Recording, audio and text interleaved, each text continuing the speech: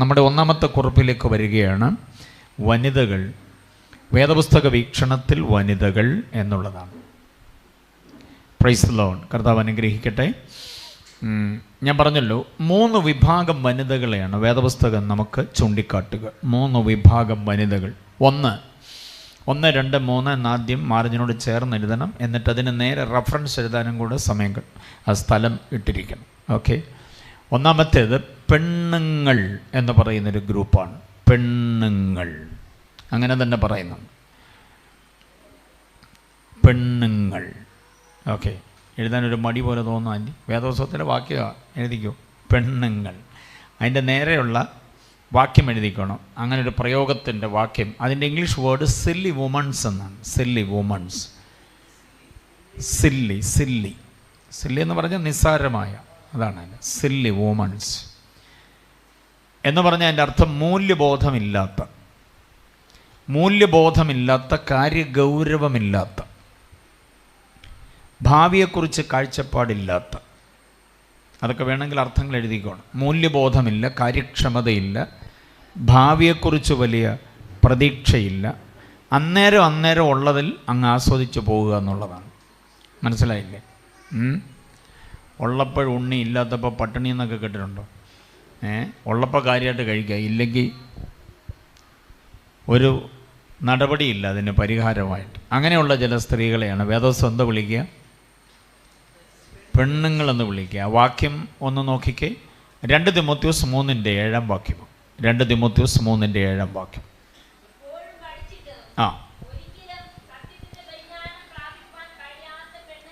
കണ്ടോ?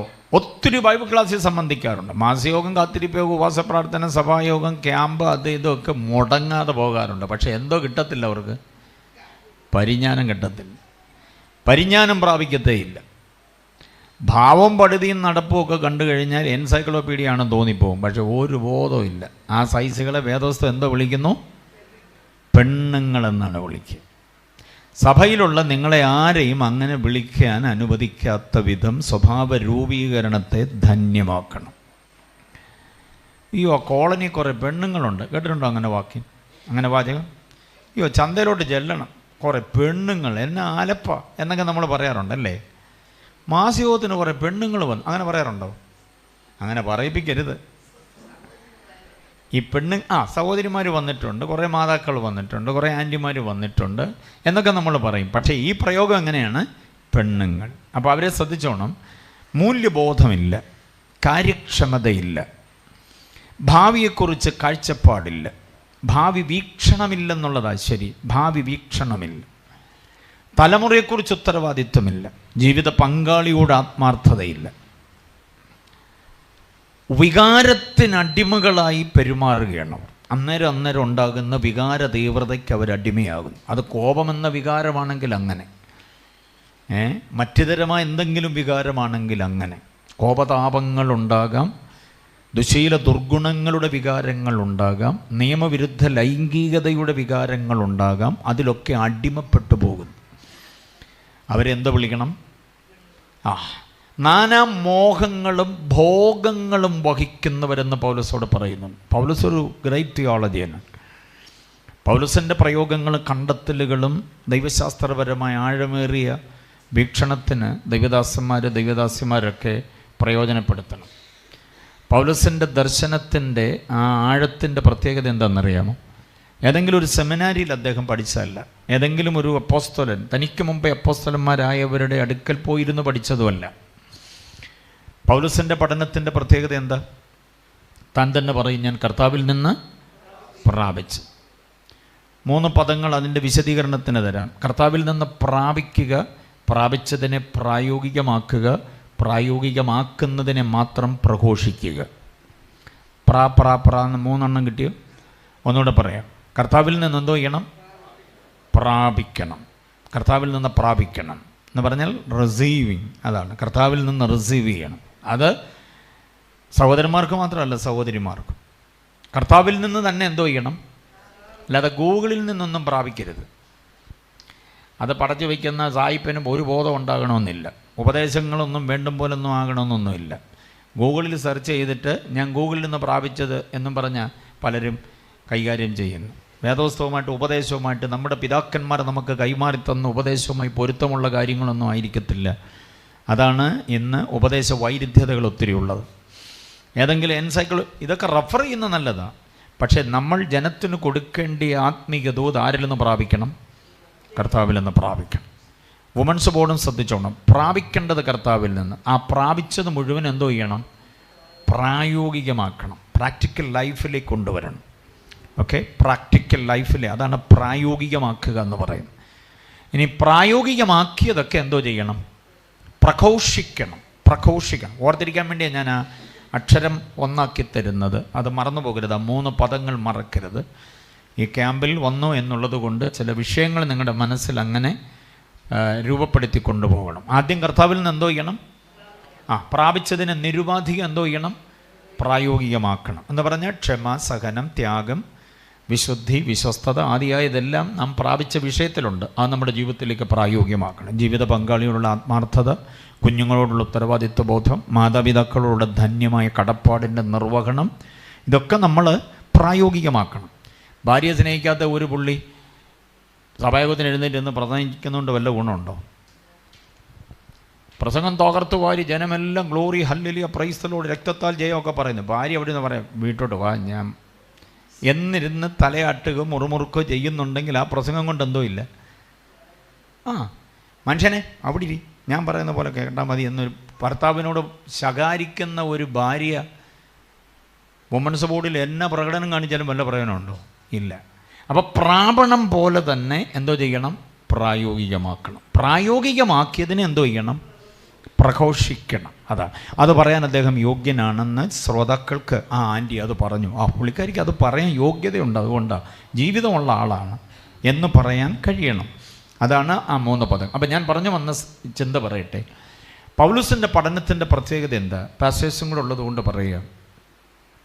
സമാഗമന കൂടാരം, പിന്നെ ന്യായപ്രമാണം, 10 കൽപ്പന പ്ലസ് 613 കൽപ്പന. അതാണ് മൊത്തം ന്യായപ്രമാണത്തിൻ്റെ കൽപ്പനകൾ. 10 കൽപ്പന സെപ്പറേറ്റ്, പിന്നെ 613. ഇതെല്ലാം കൂടെ പഠിപ്പിക്കാൻ സമാഗമന കൂടാരം എങ്ങനെ ഉണ്ടാക്കണം, എന്തുകൊണ്ട് ഉണ്ടാക്കണം, എത്ര നീളം, വീതി, ഉയരം, ഓരോ ഉപകരണങ്ങളും എങ്ങനെ, ഇതെല്ലാം കൃത്യമായി പറഞ്ഞ് പഠിപ്പിക്കേണ്ടതിന് ദൈവം ഒരുവനെ തിരഞ്ഞെടുത്തു. ആരെയാണ്? മോശയെ തിരഞ്ഞെടുത്തു. മോശയോട് പറഞ്ഞു, കയറുക മുകളിലേക്ക്. എവിടെയാ? സിനായി മലയുടെ നെറുകയിലേക്ക്.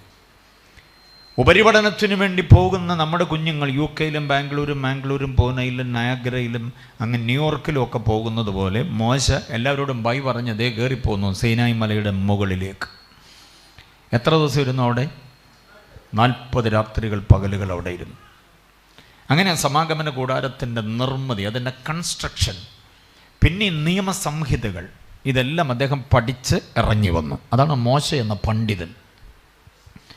അതുകൊണ്ടാണ് അദ്ദേഹത്തെ ദൈവപുരുഷൻ എന്നൊക്കെ 90-ാം സങ്കീർത്തനത്തിൻ്റെ ശീർഷകത്തിൽ പറഞ്ഞിരിക്കുന്നത്. ദൈവപുരുഷൻ, ദൈവത്തിൻ്റെ അരികിൽ പോയിരുന്ന് ദൈവത്തിൽ നിന്ന് കേട്ടു പഠിച്ച് മിടുക്കനായി ഇറങ്ങി വന്നയാൾ. അപ്പോൾ സമാഗമന കൂടാരത്തെ ന്യായപ്രമാണത്തെയും പഠിപ്പിക്കാൻ ദൈവം മോശ എവിടെ കൊണ്ടുപോയി?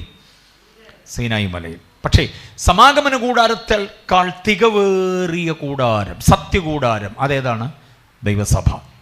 ദൈവസഭയുടെ ഉപദേശങ്ങൾ അത് 613 ഇഷ്ടം പോലെയാണ്. മത്തായി മുതൽ വെളിപ്പാട് വരെ കിടക്കുന്ന പുസ്തകങ്ങളിൽ വാരി നിറച്ചിട്ടുള്ള ലേഖനങ്ങളിൽ വാരി വിതറിയിട്ടുള്ള ഉപദേശങ്ങൾ എണ്ണിയാൽ അതൊന്നുമല്ല. റോമാലേഖനം 12-ാം അധ്യായത്തിൽ തന്നെ 30 പ്രായോഗിക ഉപദേശങ്ങളുണ്ട്. ചിന്തിച്ചിട്ടുണ്ടോ നിങ്ങൾ? 30 പ്രായോഗിക ഉപദേശങ്ങളുണ്ട് റോമാലേഖനം 12-ൽ തന്നെ. അപ്പോൾ അങ്ങനെ വരുന്ന പറഞ്ഞാൽ ഓരോ അധ്യായങ്ങളിലും ഓരോ പുസ്തകങ്ങളിലും എത്ര ഉപദേശങ്ങളാണ്. ഈ ഉപദേശങ്ങളെ മുഴുവനും പഠിപ്പിക്കാൻ ദൈവം ഒരുവനെ തിരഞ്ഞെടുത്തു. ആ പുള്ളിയുടെ പേരാണ് പൗലോസ്. തിരഞ്ഞെടുത്ത പൗലോസിനോട് സീനായി മലയുടെ നെറുകയിലേക്ക് വരാനല്ല പറഞ്ഞത്, അദ്ദേഹത്തെ കൊണ്ടുപോയത് 3-ാം സ്വർഗത്തിലേക്കാണ്. എവിടെ കൊണ്ടുപോയി? അപ്പോൾ ആരാ ഇതിൽ സ്കോളർ? ആരാന്ന് പറ. സീനായി മല യൂണിവേഴ്സിറ്റി പോയി പഠിച്ച പുള്ളിയാണോ, സ്വർഗത്തിൽ പോയി പഠിച്ച പുള്ളിയാണോ സ്കോളർ? ഞാനൊരു കാര്യം വളരെ ഭയത്തോടെ പറയാം, നമുക്കും അതിനുള്ള അവസരങ്ങളുണ്ട്. ചില വിശേഷ ദർശനങ്ങളും ആലോചനകളും ആത്മാവിൽ നമുക്ക് നൽകി ചിലത് പഠിപ്പിക്കാൻ ദൈവത്തിന് കഴിയും. പക്ഷെ നമ്മളെ കിട്ടുന്നില്ല, അതാ കാര്യം. Availability is the best quality എന്നാണ്. Availability is the best quality. ദൈവം ആഗ്രഹിക്കുന്ന സമയത്ത് നമ്മൾ എന്തോ ചെയ്യണം? കിട്ടണം. നമ്മൾ ഡയറി എടുത്ത് നോക്കിയിട്ട് ദൈവത്തോടും തന്നെ പറയാം, കർത്താവ് ഈ വർഷം ഇനി ഒരു ഡേറ്റും ഇല്ല, മൊത്തം അവിടെ ഉപവാസം ഇവിടെ ഉപവാസം അവിടെ കൺവെൻഷൻ ഇവിടെ ക്യാമ്പ്, അങ്ങനെ മൊത്തത്തിൽ തിരക്കാം നമുക്ക്. അതുകൊണ്ട് ഒരു രക്ഷയില്ലാതെ നമ്മളെ കിട്ടുന്നില്ല ദൈവത്തിന്. നമ്മളെ പഠിപ്പിക്കാൻ ദൈവത്തിന് ആഗ്രഹമുണ്ട്. വേറെ ആർക്കും കൊടുക്കാത്ത ചിലത് നമുക്ക് മാത്രം തരാനും നമ്മളെ അങ്ങനെ വേദിയിൽ നിർത്താനും ദൈവത്തിന് പദ്ധതിയുണ്ട്. പക്ഷേ നമ്മൾ പഠിക്കാനും പ്രാപിക്കാനും എന്ത് ചെയ്യുന്നില്ല, ഇരുന്ന് കൊടുക്കുന്നില്ല. അത്യാവശ്യം പ്രസംഗക്കുറിപ്പിൻ്റെ പുസ്തകമൊക്കെ നമ്മുടെ ഉള്ളത് കൊണ്ട് മറിച്ചും തിരിച്ചും ഓരോ ദിവസവും നമ്മളിങ്ങനെ അഡ്ജസ്റ്റ് ചെയ്ത് പോവുകയാണ്. പക്ഷേ അതല്ല, വേറെ ചിലത് വ്യത്യസ്തമായി തരാൻ കർത്താവിന് കഴിയും. നമ്മളെ കിട്ടണം ദൈവത്തിന്. ഓക്കെ, അപ്പം ഞാൻ പറഞ്ഞു വന്ന ഇതാണ്, പൗലുസാണ് ഇങ്ങനെ ഒരു വിഭജനം തരുന്നത്. പെണ്ണുങ്ങളെന്നൊരു പ്രയോഗം പൗലുസാണ് പറയുന്നത്. അവിടെ ഉപയോഗിക്കുന്ന പദം സില്ലി വുമൺസ് എന്നാണ്. കാര്യഗൗരവമില്ലാത്ത, അലസ മനോഭാവമുള്ള, വികാര തീവ്രതയുള്ള, വികാരത്തിന് അതീതമല്ല അധീനമായി പോയ, മലയാള പ്രയോഗങ്ങൾ മനസ്സിലാകുന്നുണ്ടല്ലോ. വികാര തീവ്രതയ്ക്ക് അതീതമല്ല, പിന്നെ എവിടെയാ, അധീനമാണ്. ഏതെങ്കിലും ഒരു വികാരത്തിന് അടിമപ്പെട്ടു പോവുകയാണ്. അങ്ങനെ വരുമ്പോൾ ഈ സൈസ് വിശ്വസ്തതയില്ലാതെയാകുന്നു, വിശുദ്ധിയില്ലാതെയാകുന്നു, ജീവിത പങ്കാളിയോട് ആത്മാർത്ഥതയില്ലാതെയാകുന്നു. അങ്ങനെയൊക്കെയുള്ള ഒത്തിരി ആളുകൾ, അവരെ വേദവസ്തു എന്തോ വിളിക്കുന്നു, പെണ്ണുങ്ങൾ. അവരുടെ ലക്ഷണം അവിടെ പറയുന്നുണ്ട്. എത്ര പഠിച്ചിട്ടും അവർക്ക് എന്തോ കിട്ടുന്നില്ല, പരിജ്ഞാനം കിട്ടുന്നില്ല.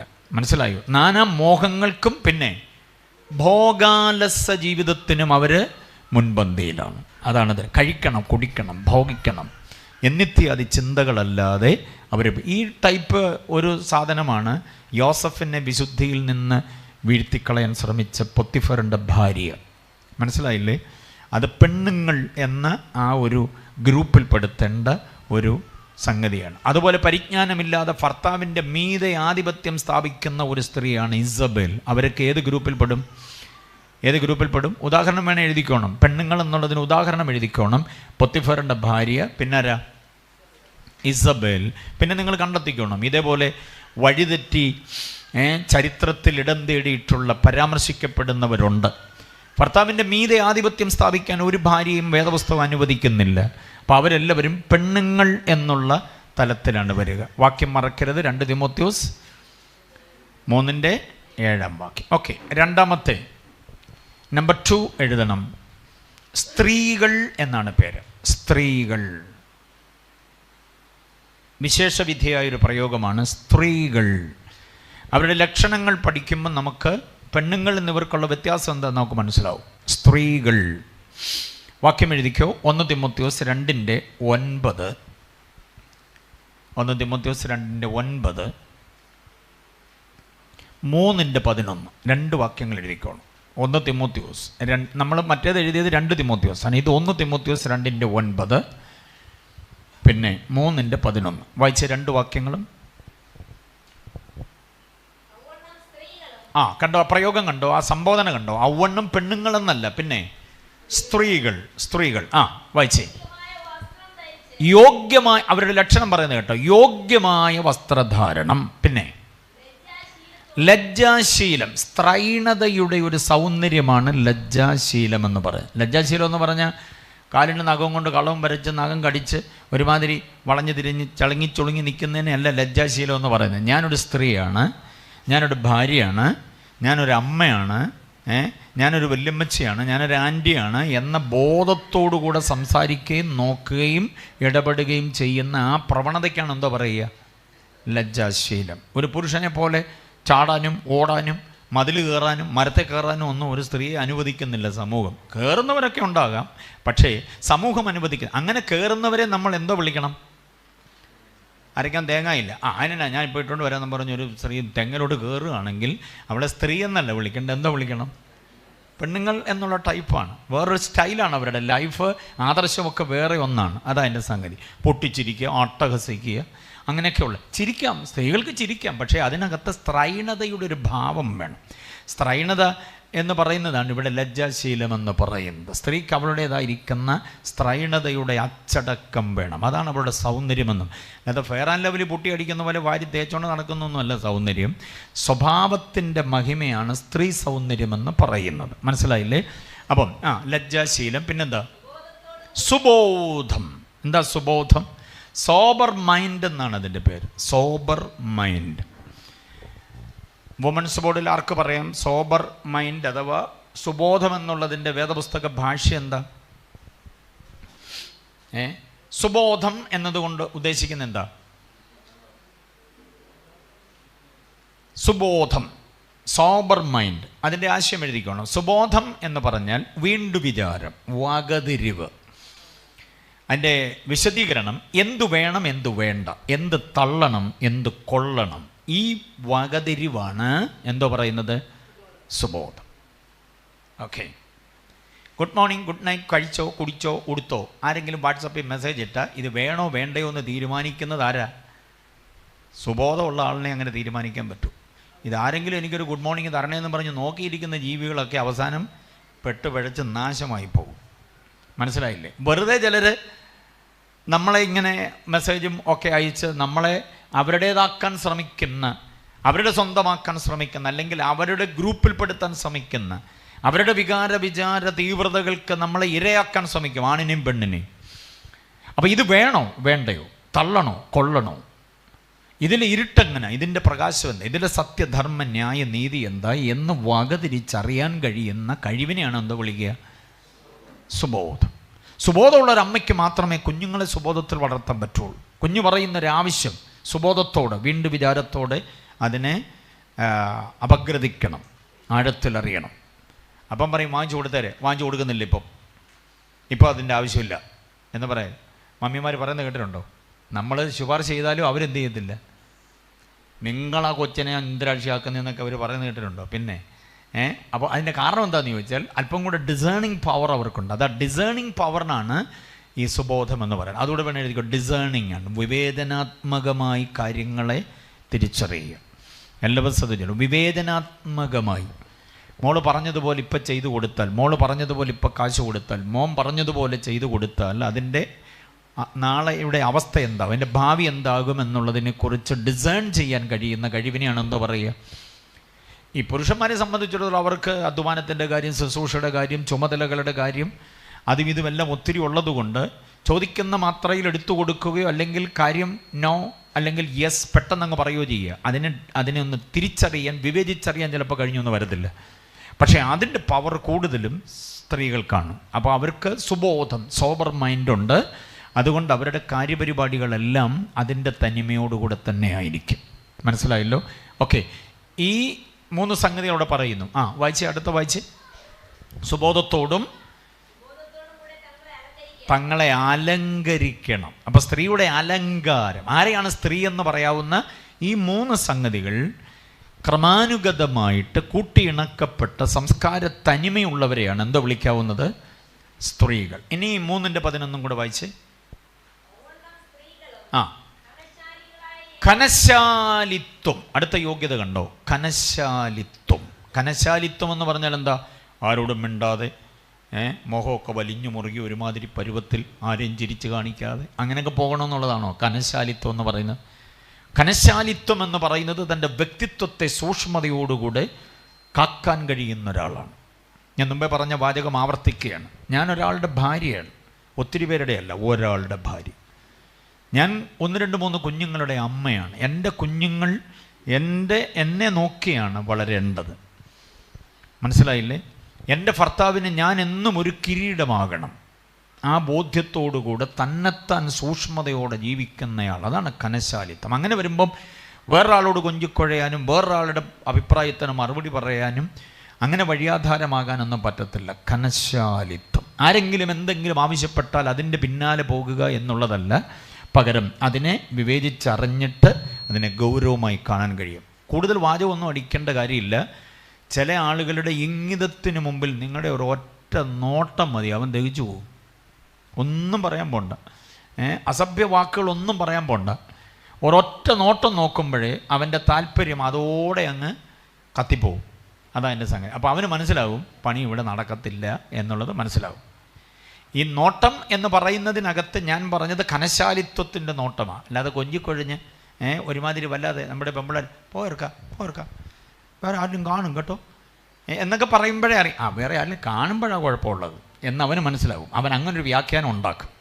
മനസ്സിലായില്ലേ? എന്നാൽ ആരും കാണാത്തിടത്ത് വെച്ച് ഞാൻ ചോദിക്കാം എന്ന് പറഞ്ഞ് അവൻ അങ്ങനൊരു ഇതിലേ പോവുള്ളൂ.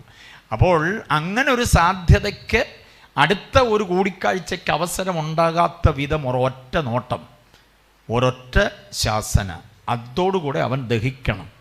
അങ്ങനെ ജീവിതത്തെ സൂക്ഷ്മതയോടെ കൈകാര്യം ചെയ്യുന്ന ആ ഒരു അവസ്ഥയാണ് ഏതെന്ന് പറയുന്നത് ഘനശാലിത്വം. ഈ ഘനശാലിത്വത്തിൻ്റെ പ്രത്യേകത എന്താണെന്നറിയോ? സഭയുടെ അധ്യക്ഷന്മാർക്കും എന്തോ വേണമെന്ന് പറയുന്നുണ്ട്. അധ്യക്ഷന്മാർ ഘനശാലികളായിരിക്കണമെന്ന് പറയുന്നുണ്ട്. ഒരു കല്യാണം നടക്കുമ്പോൾ കല്യാണത്തിൻ്റെ ഓഡിറ്റോറിയത്തിൽ ഞങ്ങൾ എല്ലാവരും കൂടി ഇങ്ങനെ വന്നിറങ്ങി.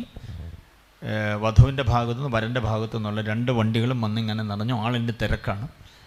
അപ്പം നമ്മുടെ ചർച്ചിലുള്ള ഒരു മോള് വിവാഹത്തിന് വേണ്ടി ആയതുകൊണ്ട് അവളൊരു നല്ല ചുരിദാറൊക്കെ വാങ്ങിച്ച് അതിങ്ങനെ തിളങ്ങുന്ന ഗ്ലാസ് പീസൊക്കെ വെച്ച് ഒരു ചുരിദാറൊക്കെ ഇട്ടുകൊണ്ട് പുള്ളിക്കാരി കൊണ്ട് വന്നപ്പോൾ നമ്മുടെ സഭയിലെ പാസ്റ്റർ, പുള്ളി ഇപ്പോൾ അവിടുന്ന് മാറി വേറൊരു സ്ഥലത്തോട്ട് മാറി, ഞങ്ങളൊക്കെ ഭയങ്കര അഭിമാനത്തോടെ കാണുന്ന ഒരു ദൈവദാസൻ. അദ്ദേഹം ഈ മോൾ ഇങ്ങോട്ട് വന്നപ്പം ആഹാ അടിപൊളിയാണല്ലോ എന്ന് പറഞ്ഞു. പാസ്റ്ററുടെ വായിൽ നിന്ന് അടിപൊളി എന്ന് കേട്ടപ്പം ഞങ്ങളെല്ലാം കൂടി ഇങ്ങനെ നിൽക്കുമ്പോഴാണ് ആ കുട്ടി പാസ്റ്ററുടെ അരിയിലോട്ട് വന്നിട്ട് പറയുകയാണ്, അഭിനന്ദിച്ചതിന് വളരെ നന്ദിയുണ്ട്, പക്ഷേ പാസ്റ്റർമാരുടെ വായിൽ നിന്ന് വരേണ്ട വാക്കല്ല അതൊന്ന് സൂക്ഷിക്കണേ. ചുറ്റുപാടും നിന്ന് ഞങ്ങളങ്ങ് ദഹിച്ചു പോയി അത് കേട്ടപ്പോൾ. അപ്പോൾ പിന്നെ ആ പാസ്റ്ററുടെ കാര്യം നിങ്ങൾ ഒന്ന് ചിന്തിച്ച് നോക്കി. പുള്ളി അങ്ങ് ആയുസായതുപോലെ അങ്ങ് നിന്നുപോയി. പാസ്റ്റർമാർ പറയേണ്ട വാക്കല്ല അത് കേട്ടോ, അതൊക്കെ ലോകം പറയേണ്ട വാക്കാണ്. ഒരിടയനെ ആ ചർച്ചിലെ ഒരു പെൺകുട്ടി ഉപദേശിക്കുകയാണ്. അപ്പോൾ ഇതാണ് പ്രതികരണത്തിനുള്ള ആർജവത്വം, അതാണ് ഘനശാലിത്വം. പ്രതികരണത്തിനുള്ള, ചുമ്മാ വഴക്കുണ്ടാക്കാനല്ല പറയുക, അതതിൻ്റെ പരിജ്ഞാനത്തോടെ. ഞാൻ പിന്നെ അവളോട് പറഞ്ഞടി കുഞ്ഞെ, നീ ആ പറഞ്ഞ വാചകം സൂപ്പറാണ്, പക്ഷേ ഞങ്ങളാരും കേൾക്കാതെ അദ്ദേഹത്തെ അങ്ങോട്ട് മാറ്റി നിർത്തി പറയണ്ടായിരുന്നോ? അല്ല, എനിക്ക് അന്നേരം അങ്ങനെ തോന്നിയെന്നാണ് പുള്ളിക്കാരി പറയുന്നത്. അപ്പോൾ ഈ പ്രതികരണത്തിൻ്റെ ആ അനുഭവമാണ് ഘനശാലിത്വം എന്ന് പറയുന്നത്. വല്ലവരും ചെയ്താൽ, വല്ലതും പറഞ്ഞാൽ, അസഭ്യം പറഞ്ഞാൽ, അല്ലെങ്കിൽ അവൻ്റെ ഏതെങ്കിലും തെറ്റായ ഒരു വികാരത്തിന് മുൻപിൽ ആ അവസ്ഥയിൽ അവൻ നിങ്ങളോട് പ്രതികരിക്കുന്നവരെ അതിനെ അങ്ങനെ ഉൾക്കൊള്ളുക എന്നുള്ളതല്ല, പ്രതികരിക്കാൻ കഴിയണം. പ്രതികരിക്കാൻ കഴിയാത്തവർക്കൊരു പേരുണ്ടെന്നോ എന്നറിയാമോ? ഒന്നിനും പ്രതികരിക്കുന്നില്ല. വണ്ടി കയറി ഇരുന്ന് തോണ്ടിയാലും ആരെങ്കിലും തോണ്ടിയാലും പ്രതികരിക്കുന്നില്ല. ഇറങ്ങുന്നിടം വരെ അത് സഹിച്ചങ്ങിരിക്കുക. അയ്യോ, അത് ഞാൻ പറഞ്ഞാൽ ആരെങ്കിലും അറിയുമല്ലോ, മോശമാവുമല്ലോ എന്നൊക്കെ ഓർത്ത്. ഇന്നിപ്പോൾ ഞാൻ ഇങ്ങോട്ട് വന്ന വണ്ടി ട്രിവാൻഡ്രത്തുനിന്ന് കയറിയ നാഗർകോവിൽ ബസ്, ഫ്രണ്ടിൽ മുതിർന്ന സ്ത്രീകൾ മാത്രമെന്ന് എഴുതി വച്ചിരിക്കുന്ന സീറ്റിൽ 3 പുരുഷന്മാരിരിക്കുകയാണ്. കുറേ അമ്മച്ചിമാരൊക്കെ വന്ന് ഇങ്ങനെ വണ്ടിയിൽ തൂങ്ങി ആടി ഇങ്ങനെ നിൽക്കുകയാണ്. ഈ വെടിവെച്ചങ്കോവിൽ വന്നപ്പോൾ ഒരു പെൺകുട്ടി കയറി, 19-20 വയസ്സ് കൂടുതലൊന്നും കാണത്തില്ല, സീറ്റില്ല, എല്ലാവരും ഇങ്ങനെ നിൽക്കല്ലേ. അവൾ, ഇത് സ്ത്രീകളുടെ സീറ്റല്ലേ, നിങ്ങൾ എന്തിനാണ് ഇവിടെ ഇരിക്കുന്നത്? ആ സ്ത്രീകളുടെ സീറ്റ് സ്ത്രീകൾക്കേ ഇരിക്കാൻ പറ്റുള്ളൂ. അവൾ തിരിഞ്ഞ് അവരോടൊന്നും പറയാതെ കണ്ടക്ടറോട്, ഞാനിപ്പോൾ ഇങ്ങോട്ട് വന്ന വണ്ടിയിൽ നടന്ന സംഭവമാണ്, കണ്ടക്ടറോട്, ഹലോ, യാത്രക്കാരുടെ നിന്ന് ടിക്കറ്റ് മാത്രം വാങ്ങിക്കാനല്ല കണ്ടക്ടറെ ആക്കിയിരിക്കുന്നത്, സ്ത്രീകളുടെ സുരക്ഷയും കൂടെ നിങ്ങൾ ഉറപ്പാക്കണം, വണ്ടി നിയമം പോലീസ് സ്റ്റേഷനിലോട്ട് പോട്ടെ. എന്നാ ആർജ്, ഞാനോടത്ത് ഇവിടെ പോലീസ് വല്ലതും ആണോ? ഇത്തരം കണ്ടക്ടറോട് പറഞ്ഞതേ ഉള്ളൂ. ആ ഇരുന്ന തടിയാമുട്ടന്മാർ 3 പേരും ചാടി എഴുന്നേറ്റ് പുറകോട്ടങ്ങ്, അവർ എന്ത് ചെയ്യുന്ന പോലും പിന്നെ കണ്ടില്ല. എന്നിട്ട് അവളിരുന്നില്ല, അതാ രസം, അവളുടെ പരിജ്ഞാനം. അവളിരുന്നില്ല, അവിടെ നിന്ന് തൂങ്ങി നിൽക്കുന്ന 3 അമ്മച്ചിമാരെ അവിടെ പിടിച്ചിരുത്തി. ഞങ്ങളവിടെ ഇരിക്കുക, ഇത്രയും സീറ്റ് നമുക്ക് അവകാശപ്പെട്ടതാ, അതിനകത്ത് വേറെ ആർക്കെങ്കിലും, മോദിക്ക് പോലും ഇരിക്കാൻ പറ്റത്തില്ല അതിനകത്ത്. അവൾ പറയുക, മോദിക്ക് പോലും അതിനകത്ത് ഇരിക്കാൻ പറ്റത്തില്ല, നമുക്ക് അവകാശപ്പെട്ടതാ, ഇത് ചുമ്മാ കയറി നിന്നാൽ പോരാ എന്നും പറഞ്ഞ് അവളൊരു പ്രസംഗം കൂടെ സല്യൂട്ട് ചെയ്തു പോയി ആ കുട്ടിയെ. അപ്പം ഞാൻ പറഞ്ഞത്, ഇങ്ങനെ പ്രതികരിക്കാൻ നമ്മുടെ അവകാശങ്ങൾ, നിങ്ങൾ അനുഭവിക്കുന്ന തിക്തനൊമ്പരങ്ങളെക്കുറിച്ച് അന്നേരം പ്രതികരിക്കാൻ പറ്റുന്ന ആ പ്രതികരണ ആർജവത്വം, അതിനെയാണ് എന്തോ പറയുന്നത്, ഘനശാലിത്വം. അതാണ് ഘനശാലിത്വം. ഈ പ്രതികരണം ഇല്ലാത്തവർക്ക് എന്തോ ഒരു പേരുള്ളത്? കമോൺ, ബോർഡ് പറ. ബോർഡ് പോലെ അങ്ങിരിക്കുക, ഉത്തരങ്ങളൊന്നുമില്ല. പ്രതികരിക്കാത്തവർക്കുള്ളൊരു പേരാണ്, ലളിതമായൊരു പേരാണ് പ്രതിമ. അവരുടെ പേരെന്തുവാ? അവിടെ ഇവിടെയൊക്കെ മഹാത്മാഗാന്ധിയുടെ സ്വദേശാഭിമാനി രാമകൃഷ്ണ നെയ്യാറ്റിൻകരയൊക്കെ ഉണ്ടല്ലോ, പ്രതിമ ഉണ്ടാക്കി വെച്ചിട്ടില്ലേ? കാക്ക വന്നിരുന്ന് കാഷ്ടിക്കുന്നുണ്ട്, ഒരു പ്രതികരണമില്ല. പുള്ളി ഇങ്ങനെ നമ്മളെ നോക്കിക്കൊണ്ടിരിക്കുക. കാക്കയെ ഓടിക്കുന്നില്ല, കാക്കയെ വഴക്ക് പറയുന്നില്ല, ഇതെല്ലാം സഹിച്ചുകൊണ്ട് പുള്ളി അങ്ങനെ അങ്ങ് ഇരിക്കുക. അപ്പോൾ പ്രതികരിക്കുന്നില്ലെങ്കിൽ നമ്മൾ ആരായി പോവും? പ്രതിമയായി പോവും. അതുകൊണ്ട് പ്രതികരിക്കാനുള്ള ആർജവത്വത്തെയാണ് ഘനശാലിത്വം എന്ന് പറയുന്നത്. മനസ്സിലായോ? ഇനി ഇതായിട്ട് വായിച്ചേ.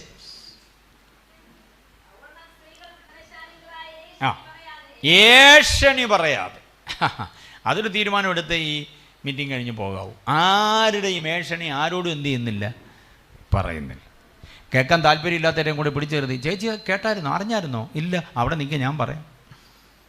ആരാണ്ടരുടെ കൂടെ പോയെന്നും എന്താണ്ടൊക്കെ സംഭവിച്ചെന്നും ആ പാസ് അങ്ങനെയാണെന്നും ആ പാസ്റ്ററുടെ ഭാര്യ ഇങ്ങനെയാണെന്നും 10 പേരോട് പറയുമ്പോഴേ നമുക്ക് എന്തോ ഉണ്ടാവുള്ളൂ, ഒരാശ്വാസം. വേറൊരു മനുഷ്യൻ്റെയും യാതൊരു ദോഷങ്ങളും നമ്മൾ കേട്ടത് നമ്മിൽ തന്നെ അസ്തമിക്കണം.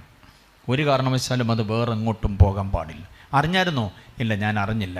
അല്ല, നിങ്ങൾ മാത്രമേ ഉള്ളൂ അറിയാൻ. താല്പര്യമില്ല, അങ്ങനെയുള്ള വിഷയങ്ങൾ അറിയാൻ താല്പര്യമില്ലെന്ന് പറഞ്ഞ് മാറണം. കാരണം ഇത് കേട്ടോണ്ടിരിക്കുമ്പോൾ നമ്മുടെ കൃപ ലീക്ക് ചെയ്ത് പോകും.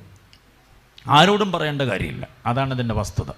അപ്പം ഈ ഏഷണി പറയാതെ, ഏഷണി നമ്മൾ ആരെക്കുറിച്ചെങ്കിലും പറയുന്നുണ്ടെങ്കിൽ അതിൻ്റെ ദോഷം എന്താണെന്നറിയാം. മിരിയാം കനാനിൽ പോകാതിരുന്നതിൻ്റെ കാരണം എന്താ? മിരിയാം കനാനിൽ പോയില്ല. കാദേശിൽ വന്നപ്പോൾ മിരിയാം മരിച്ചു, അവളെ അവിടെ അടക്കം ചെയ്തു. അതിനു മുമ്പ് കരിങ്കുഷ്ഠമെന്ന് പറയുന്നൊരു രോഗം ബാധിച്ചാണ് മരിക്കുന്നത്. ശരീരത്തിൻ്റെ സ്കിന്ന് മുഴുവനും അങ്ങോട്ട് ജീർണിച്ചിട്ട് അസഹ്യമായി ദുർഗന്ധം വമിക്കുമായിരുന്നു. പാളയത്തിൻ്റെ വെളിയിൽ 7 ദിവസം പോയി കിടന്നിട്ട് തിരിച്ചു വന്നു. രോഗം മാറിയൊന്നുമില്ല. ആ രോഗം അവസാനം വരെ ഉണ്ടായിരുന്നു. കാദേശിലെത്തുമ്പോൾ ആ രോഗത്താൽ അവൾ മരിക്കുകയാണ്. പുറപ്പെട്ട് ജനം ഇങ്ങനെ കൂട്ടമായി പുറപ്പെട്ടു പോകുമ്പോൾ ഈ മഞ്ചൽ, ഇവിടെ ചുമക്കുന്ന മഞ്ചൽ ഫ്രണ്ടിൽ കൊണ്ടുപോകാൻ പറ്റത്തില്ല. കാറ്റിൻ്റെ ഗതിക്കനുസരിച്ച് പുറകിൽ വരുന്നവർക്ക് ദുർഗന്ധമായതുകൊണ്ട് ജനമെല്ലാം പോയി കഴിഞ്ഞ് ഏറ്റവും പുറകിലാണ് ഈ മിരിയാമിൻ്റെ മഞ്ചം ചുമക്കുന്നവർ. ജീവനോടെ മഞ്ചത്തിൽ അവളെ ചുമന്നുകൊണ്ട് വന്നു. കാദേശിലെത്തിയപ്പോൾ അവൾ മരിച്ചു. 12-ാം അധ്യായം സംഖ്യയിൽ നിങ്ങൾ വായിച്ചു നോക്കണ ഒരു കാര്യം, മിരിയാമിനെക്കുറിച്ച് പറയുന്ന അവൾ മോശയെക്കുറിച്ച് എന്ത് ചെയ്തു? ദൂഷണമാണ് പറഞ്ഞ്. മോശയെക്കുറിച്ച് ദൂഷണം പറഞ്ഞു. അവിടെ ഒരു പ്രത്യേക പ്രയോഗം ദൈവാത്മാവ് ചരിത്രം എഴുതുമ്പോൾ എഴുതി വെച്ചിട്ടുണ്ട്. മോശയെക്കുറിച്ച് അവൾ പറഞ്ഞത് മോശ കേട്ടില്ല. ആര് കേട്ടു? യഹോവ കേട്ടു. ഇത് തന്നെയാണ് ദൂഷണം പറയുന്നവരെല്ലാം ശ്രദ്ധിച്ചോണം. നിങ്ങൾ ആരെക്കുറിച്ച് ദൂഷണം പറഞ്ഞു, ആ ദൂഷണം ആ വ്യക്തി എന്ത് ചെയ്തിട്ടില്ല? കേട്ടിട്ടില്ല. പക്ഷെ ആര് കേട്ടിട്ടുണ്ട്? നിങ്ങൾ ആരെക്കുറിച്ച് ദൂഷണം പറഞ്ഞു ആ വ്യക്തി ദൈവത്തിൻ്റെ വകയായതുകൊണ്ട് ഈ കേസ് നേരിട്ട് കൈകാര്യം ചെയ്യുന്ന ദൈവമാണ്. പണി കിട്ടും നമുക്ക്. അതുകൊണ്ട് ദൂഷണം പറയാതെ. അടുത്തതെന്താ പറഞ്ഞിരിക്കുന്നത്? നിർമ്മതമാർ. നിർമ്മതത്വം, സ്ത്രീത്വത്തിൻ്റെ ഏറ്റവും വലിയ ക്വാളിറ്റിയാണ് നിർമ്മതത്വം എന്ന് പറയുന്നത്. എന്ന് പറഞ്ഞാൽ എന്താണെന്നറിയോ? മതരഹിതം. മതരഹിതം എന്ന് പറഞ്ഞാൽ എന്താ? വികാരത്തിനടിമപ്പെട്ടു പോകാതെ വികാര നിയന്ത്രിതമായ അവസ്ഥ. പുരുഷന്മാർക്ക് വികാര തീവ്രതയുണ്ട്. അവരുടെ കോപം, അവരുടെ ചില വികാര തീവ്രതകളൊക്കെ അടക്കാൻ പറ്റത്തില്ല. പക്ഷേ സ്ത്രീകളെ സംബന്ധിച്ചുള്ള ദൈവം നിങ്ങൾക്ക് തന്നിട്ടുള്ളൊരു ഭയങ്കര കഴിവ് സഹനമാണത്. സഹനം. ഭർത്താവ് മരിച്ച ഒരു സ്ത്രീ എത്ര വർഷം വേണമെങ്കിലും ഒറ്റയ്ക്ക് താമസിക്കും, കുഴപ്പമില്ല. 4 വിവാഹം കഴിച്ച പാസ്റ്ററെ എനിക്ക് നേരിട്ടറിയാം. ഫോൺ നമ്പർ വേണേൽ തരാം. ആദ്യത്തെ ഭാര്യ 16 കൊല്ലം കൂടെ ഉണ്ടായിരുന്നു, അവർ മരിച്ചു. അതിനുശേഷം ആ അടക്കം ചെയ്ത പുള്ളിക്കാരിയുടെ കുഴിമാടത്തിൻ്റെ മണ്ണ് ഉണങ്ങുന്നതിന് മുമ്പ് പുള്ളി 2ാമത് കല്യാണം കഴിച്ചു. ആ 2ാമത്തെ കല്യാണത്തിലെ പുള്ളിക്കാരി 6 മാസമേ കൂടെ താമസിച്ചുള്ളൂ. അവർ ക്യാൻസറായിരുന്നു, അവർ മരിച്ചു. അത് കഴിഞ്ഞ് ഏതാണ്ട് 1 മാസം കഴിഞ്ഞപ്പോൾ വേറൊരു കല്യാണം. ഇപ്പം 4ാമത്തെ ഭാര്യ കൂടെ നിൽക്കുന്നത്. അവരെന്നാ പോകുന്നതെന്നൊരു പിടിയില്ല. മനസ്സിലായല്ലോ? പുരുഷനെ സംബന്ധിച്ചിടത്തോളം അങ്ങനെയൊക്കെയുള്ള ചില രീതിശാസ്ത്രങ്ങളുണ്ട്. പക്ഷേ ഒരു സ്ത്രീയെ സംബന്ധിച്ചിടത്തോളം ആയുഷ്കാലം മുഴുവനും വൈധവ്യം എന്തില്ലായ്മയും എന്തു വല്ലായ്മയുമാണെങ്കിലും അത് ഞാൻ ഏറ്റുകൊള്ളാം. എൻ്റെ കുഞ്ഞുങ്ങളെ പഠിപ്പിക്കണം, അവർക്ക് വേണ്ടിയാണ് ഞാൻ ജീവിക്കുക എന്ന് പറഞ്ഞ് അങ്ങനെ സഹനത്തോടെ ജീവിക്കാൻ കഴിയുന്ന, വികാരത്തെ അടക്കാൻ കഴിയുന്നു. വികാരമെന്ന് ഞാൻ പറയുന്ന, ഒരുപക്ഷെ വികാരമെന്ന പദം കേൾക്കുമ്പോൾ പെട്ടെന്ന് നമുക്ക് ഓർമ്മ വരുന്ന സെക്സ്വലായിരിക്കും. അതുമാത്രമല്ല വികാരം. കോപമൊരു വികാരമാണ്, സ്നേഹമൊരു വികാരമാണ്, വിദ്വേഷമൊരു വികാരമാണ്, മനസ്സിലായില്ലേ? അങ്ങനെ വികാരങ്ങൾ പലതാ. ഈ വികാരങ്ങളെല്ലാം എന്ത് ചെയ്യാൻ പറ്റണം? അടക്കാൻ പറ്റണം. പെണ്ണിനെ സംബന്ധിച്ചിടത്തോളം, ഞാൻ പെണ്ണെന്ന പദം ഉപയോഗിക്കുമ്പോൾ നിങ്ങൾ തെറ്റിദ്ധരിക്കരുത്, അല്ലെങ്കിൽ സ്ത്രീയെ സംബന്ധിച്ചിടത്തോളം ഇവരെ ശ്രദ്ധിച്ചിട്ടുണ്ടോ? കരയാൻ അവർക്ക് കണ്ണുനീര് വേണം, സന്തോഷിക്കാനും കണ്ണുനീര് വേണം. വല്ലാതെ സന്തോഷം വന്നാൽ അവരെന്തോ ചെയ്യും? കരഞ്ഞു പോകും. വേദന വന്നാലും എന്തോ ചെയ്യും? കരഞ്ഞു പോകും. അതാണ് ഇതിൻ്റെ സംഗതി. കുഞ്ഞിനെ വാരിയിട്ട് തല്ലും അപ്പൻ തല്ലിയിട്ട്, നമ്മളൊക്കെ തല്ലിക്കഴിഞ്ഞിട്ട് അടുത്ത ഒരു ഗർജനം കൂടുണ്ട്. കൊച്ചുങ്ങൾ തല്ലുകൊണ്ട് വിഷമിച്ച് കരയുമ്പം ഇവിടെ ആരുടെയും ശബ്ദം കേൾക്കരുത്, മിണ്ടതിരുന്നോണം എന്ന് പറഞ്ഞാൽ തല്ലുകൊണ്ട് വേദനിക്കുന്ന കുഞ്ഞിന് കരയാൻ പോലും നമ്മൾ എന്തോ ചെയ്യുന്നില്ല? അനുവദിക്കുന്നില്ല. അമ്മ തല്ലുന്നതിന് വേദനയുണ്ട്. അമ്മയുടെ തല്ല് കൊണ്ടിട്ട് കരയുന്ന കുഞ്ഞിൻ്റെ കൂടെ ഇച്ചിരി കഴിയുമ്പം തള്ളയും കൂടെ വന്നിരുന്ന് കരയുന്നതാണ്. രണ്ടുപേരും കൂടെ കരയുകയാണ്. മനസ്സിലായോ? അമ്മ തല്ലുമ്പോൾ ഉള്ള ഭയങ്കര വേദന എന്താണെന്നറിയോ? തല്ലിൻ്റെ വേദനയല്ല, അത് കഴിഞ്ഞ് കൂടെ വന്നിരുന്ന് ചേർത്ത് പിടിച്ചിട്ട് മമ്മി എന്തിനാ പൊന്നുന്നെ തല്ലിയെന്നറിയാവോ എന്നൂടെ ചോദിക്കുമ്പോൾ നമ്മൾ ആകപ്പാടെ അങ്ങ് അണപൊട്ടിപ്പോവും. ആ ഒരു സ്നേഹത്തിൻ്റെ ആ ഒരു അനുഭവം കൊടുക്കും. മമ്മിമാരെയൊക്കെ നിങ്ങളൊന്ന് ഓർത്ത് നോക്കിയേ, നിങ്ങൾ മമ്മിമാരൊന്ന് ഓർത്ത് നോക്കിയേ, നിങ്ങളുടെ കുഞ്ഞുങ്ങളെ നിങ്ങൾ തല്ലിയപ്പം നിങ്ങൾക്ക് ആ സത്യത്തിൽ നൊന്തത്. അപ്പോൾ അതൊക്കെ എന്ന് പറയുന്നത് വികാര തീവ്രമായിരിക്കുന്ന അവസ്ഥയെ അവരനുഭവിക്കുന്നു. അപ്പോൾ തന്നെ അതിനെ ആസ്വദിക്കാൻ അവർക്ക് കഴിയുന്നു, അടക്കാൻ അവർക്ക്. അതാണ് മതരഹിതം എന്ന് പറയുന്നത്. അപ്പം നിർമ്മതത്വം. ആനയ്ക്ക് മതവിളയെന്ന് കേട്ടിട്ടുണ്ടോ? കേട്ടിട്ടുണ്ടല്ലോ. അതിൻ്റെ ഒരു പ്രത്യേക വികാരത്തിൻ്റെ തിരത്തള്ളലിൽ അത് അനിയന്ത്രിതമായി പോവുകയാണ്. അതിനെയാണ് മതവിളയി എന്ന് പറഞ്ഞത്. അപ്പം സ്ത്രീ നിർമ്മതത്വമുള്ളവൾ എന്ന് പറഞ്ഞാൽ ഈ വികാര തീവ്രതയ്ക്ക് അടിമയാകുക എന്നുള്ളതല്ല, ഏത് വികാരത്തെയും അടക്കാൻ കഴിയുന്നൊരു കപ്പാസിറ്റി. അതാണ് സ്ത്രീത്വത്തിൻ്റെ സവിശേഷത. അടുത്ത വായിച്ച താഴോട്ട്. എല്ലാറ്റിലും ആരായിരിക്കണം? ദൈവത്തോട് വിശ്വസ്തരായിരിക്കണം, ജനിപ്പിച്ച മാതാപിതാക്കളോട് വിശ്വസ്തരായിരിക്കണം, ജീവിത പങ്കാളിയോട് വിശ്വസ്തരായിരിക്കണം, നിങ്ങൾ ജനിപ്പിച്ച കുഞ്ഞുങ്ങളോട് വിശ്വസ്തരാകണം, സമൂഹത്തോട് വിശ്വസ്തരാകണം, അയൽവാസികളോട് വിശ്വസ്തരാകണം. ഒത്തിരി ഉത്തരവാദിത്വങ്ങളാണ് നിങ്ങൾക്ക്. ഇതിലെല്ലാം നിങ്ങൾ ആരാകണം? വിശ്വസ്തരാകണം. ഇവരെക്കുറിച്ച് ഞാനൊരു കാര്യം അവർ കേൾക്കാതെ നമ്മൾ മാത്രം പറയാം, നിങ്ങൾ കേൾക്കണ്ട ഈ പറയുന്നു. ഓക്കെ, ഇവരുടെ വിശ്വസ്തത എന്ന് പറഞ്ഞാൽ ഒരു കാര്യത്തിലല്ല, എത്രയോ കാര്യങ്ങളിലാണ്. രാവിലെ ബെഡ്റൂമിൽ നിന്ന് ഉണർന്നിട്ട് നേരെ അടുക്കളയിലേക്ക്, കാപ്പി ഉണ്ടാക്കി പല മുറികളിലേക്ക്, പിന്നെ മുറ്റത്തേക്ക്, പിന്നെ അടുക്കളയുടെ പിന്നാമ്പുറത്തേക്ക്, അവിടെ ഇവിടെ എല്ലാം പോകുന്ന ഇവർ വട്ടം നടക്കുന്ന ഈ നടപ്പ് നമ്മൾ നീളത്തിൽ അളന്നാൽ ഇവിടെ നിങ്ങൾക്ക് പാറച്ചാറ് ചെല്ലും. അത്രയും ദൂരമാണ് ഒരു പ്രഭാതത്തിൽ ഇവർ നടക്കും. ഇതിനിടയ്ക്ക് കറി വെച്ചുകൊണ്ടിരിക്കുമ്പോൾ, കറിക്ക് അരിഞ്ഞുകൊണ്ടിരിക്കുമ്പോൾ, കടു വറുത്തുകൊണ്ടിരിക്കുമ്പോൾ 100 ചോദ്യങ്ങൾ പിന്നാലെ. മമ്മി എൻ്റെ മാത്സിൻ്റെ ബുക്ക് കണ്ടായിരുന്നോ? കറി വയ്ക്കുന്ന മമ്മി തന്നെ എന്തോ ചെയ്യണം? മാത്സിൻ്റെ ബുക്ക് എടുത്ത് കൊടുക്കണം. ഓക്കെ, അതെടുത്ത് ഇങ്ങോട്ട് വന്നിരിക്കുമ്പോഴാണ് മറ്റേ പുള്ളി മോനെ എൻ്റെ ID കാർഡ് കണ്ടായിരുന്നോ മമ്മി? പിന്നെ മമ്മി എടാ അത് കൊണ്ടുവന്ന് എവിടെയെങ്കിലും സൂക്ഷിച്ച് വെക്കണമെന്ന് പറയത്തില്ലേ എന്നൊക്കെ ഒരു ശകാരമൊക്കെ ഉണ്ടെങ്കിൽ പോലും വന്ന് സാവകാശം അത് തപ്പിയെടുത്ത് കൊടുക്കുക. ഈ മമ്മിയുടെ ഭർത്താവ് ഒരു ഉപദേശിയാണെങ്കിൽ എൻ്റെ ഷർട്ട് തേച്ചില്ല, പിന്നെന്തോ ചെയ്യാൻ പോകണം? അയ്യോ ചേട്ടാ ഞാൻ ഇപ്പം തേക്കാമേ എന്ന് പറഞ്ഞിട്ട് പിന്നെ ഷർട്ട് തേക്കാം. ഉപദേശിമാർ ഓരോന്നൊക്കെ ചോദിക്കുന്നത് എൻ്റെ ഊറീമ് കണ്ടോ, തുമ്മീമ് കണ്ടോ, മാർപ്പതക്കം കണ്ടോ, ഉള്ളങ്കി കണ്ടോ, മേലെ, ഇതെല്ലാം ആരെടുത്ത് തരണം? ഇവർ തന്നെ എടുത്ത് തന്നേ പറ്റൂ. ഇതിനു വേണ്ടിയുള്ള ഇവരുടെ ഈ ഓട്ടം ഭയങ്കരമാണ്. ഇതിലെല്ലാം അവർക്ക് വിശ്വസ്തതയുണ്ടെന്നുള്ളത്. സോക്സ് എവിടെ, ബെന്നിനെവിടെ, ഷർട്ട് എവിടെ, ഇതെല്ലാം അവർക്കറിയാം. എവിടെയാണെന്നുള്ളത് അവർക്കറിയാം.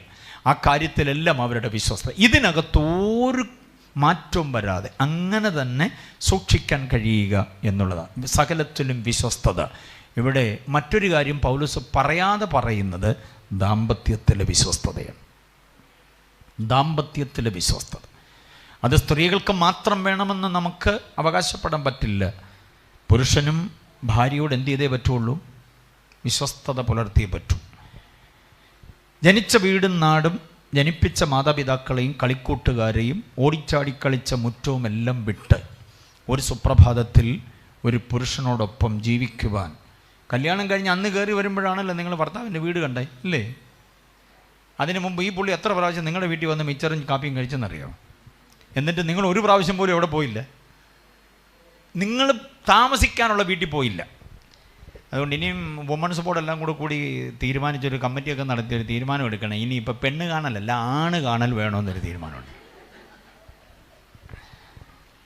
കാരണം ഇവർ ഞങ്ങൾ വന്ന് മിച്ചറും കാപ്പിയും പഴമൊക്കെ കഴിച്ചിട്ട് പോകുന്നു. കല്യാണത്തിൻ്റെ അന്ന് ഓഡിറ്റോറിയത്തിൽ നിന്ന് കരഞ്ഞു പിഴിഞ്ഞ് ആദ്യമായിട്ട് ആ പുരുഷൻ്റെ വീട്ടിലോട്ട് ഇല്ല. അതുകൊണ്ട് നിങ്ങൾ തീരുമാനിക്കണം, ഞങ്ങൾ അവിടെ താമസിക്കാൻ പോകുന്നു. ഈ പുള്ളി ഇവിടെ വന്ന് താമസിക്കാമല്ലോ, ആണോ? അല്ല, ഒരു 10 ദമ്പതികൾ 2 പേരെങ്ങാനേ ഉള്ളൂ ഭാര്യയുടെ വീട്ടിൽ താമസിക്കുന്നത്. ബാക്കി ഭാര്യ ഭർത്താവിൻ്റെ വീട്ടിൽ താമസിക്കുന്നത്. അപ്പോൾ ആ ഭർത്താവിൻ്റെ വീട് എങ്ങനെയുണ്ട്, അവിടെ അമ്മാവിയമ്മ എന്ന് പറയുന്നൊരു ജീവി ഉണ്ടല്ലോ, അവരെങ്ങനെയുണ്ട്, ഇതൊക്കെ നേരത്തെ ചെന്ന് എന്തോ ചെയ്യണം, നോക്കിക്കാണണം. ആ അമ്മാവിയമ്മയ്ക്കും എനിക്കും കൂടെ തമ്മിൽ തൊടാതെ നിൽക്കാനുള്ള അടുക്കളയുടെ വ്യാസം ഉണ്ടോ, ഇതെല്ലാം നേരത്തെ എന്ന് എന്തോ ചെയ്യണം, കണ്ട് ഇഷ്ടമായെങ്കിൽ ഇതിന് പറയാവൂ. അല്ലെങ്കിൽ പിന്നെ ബാത്റൂമിൽ തൂങ്ങി നിന്നു, അവിടെ മരിച്ചു കിടന്നു, വഴിയിൽ ഇങ്ങനെ കിടന്നു എന്നൊക്കെ പറയേണ്ടി വരും. കുടുംബക്കോടതിയുടെ തിണ്ണയിലെ തൂണും ചാരി പിന്നെ നിൽക്കുക പോയി. അങ്ങനെയൊക്കെയുള്ള ഗതികേട് വരുന്നതിൻ്റെ കാരണം വിശദമായിട്ടുള്ള കാര്യങ്ങൾ അന്വേഷിക്കാത്തത് കൊണ്ട് എത്ര കുടുംബ ബന്ധങ്ങളെ തകർന്നു പോകുകയെന്നറിയോ. അപ്പം ഞാൻ പറഞ്ഞു വരുന്ന ഇതാണ്, 2 പേർക്കും വേണ്ടുന്ന ഒന്നാണ് വിശ്വസ്തത. എന്തോ വേണമെന്ന വിശ്വസ്തത അനിവാര്യം. അതുകൊണ്ടാണ് പൗലോസ് പറയുന്ന വേദപുസ്തകം മാത്രം കനത്ത പ്രഖ്യാപനം ദാമ്പത്യത്തെക്കുറിച്ച് നടത്തുന്നു. ഒരുത്തന് ഒരുത്തി, ഒരുത്തിക്ക് ഒരുത്തൻ എന്ന പറയുക. ഈ ഒരു പ്രമാണം വേറെ ഒരു ഗ്രന്ഥങ്ങളിലുമില്ല.